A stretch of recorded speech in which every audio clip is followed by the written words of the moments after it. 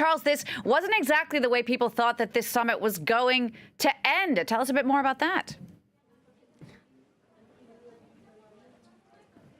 Absolutely, Jeannie. Definitely a twist ending for this summit, especially considering how it started on Wednesday here in Hanoi, where there was definitely a bit of a party atmosphere in the Vietnamese capital, with crowds of onlookers sort of like crowding in front of the hotels of the two leaders in order to sort of catch a glimpse of either Donald Trump or Kim Jong Un, and the leaders really enjoying the limelight and enjoying also the time they had with the foreign media as well, with a handshake photo op where both leaders answered a few short questions from Western outlets, including Kim Jong Un, which is historic in its own right. Kim Jong Un speaking to foreign reporters, answering questions of American reporters.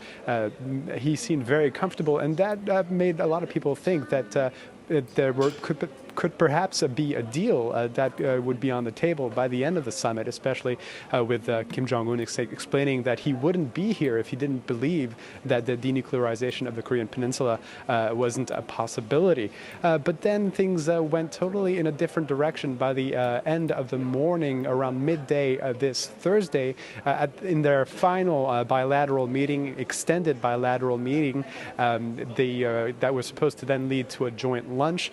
Well, that meeting went long and then longer and longer, and then the White House press corps was waiting for the two delegations to show up in the lunchroom, and they just never showed up until the White House spokesperson Sarah Sanders explained that the lunch had been canceled, as well as the joint agreement ceremony signing, and that Donald Trump's press conference was going to be moved forward.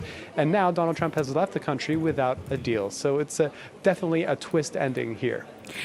Charles, at the press conference that was held not long ago, there was just the U.S. President, Donald Trump, at the podium. Have we heard anything from Kim Jong Un or the North Koreans since these talks broke down just a few hours ago?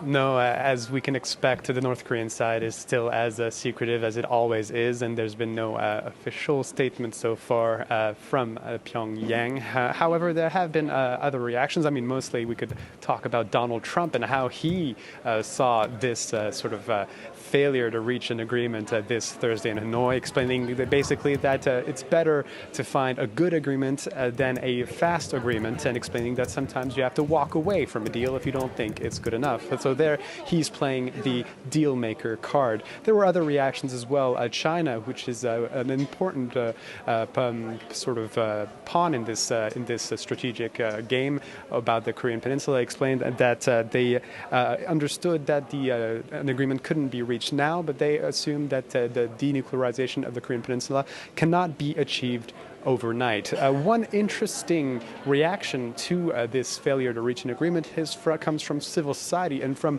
the NGO called ICAN, the Campaign Against Nuclear Weapons, which won the Nobel Peace Prize in 2017 for their advocacy against nuclear weapons. And they had a very strong, very stern statement, which is, it is little wonder these negotiations broke down after Trump has spent more time in office blowing up nuclear treaties than building them up. The failure of these talks is further evidence that denuclearization of the Korean Peninsula cannot be left with these two temperamental men.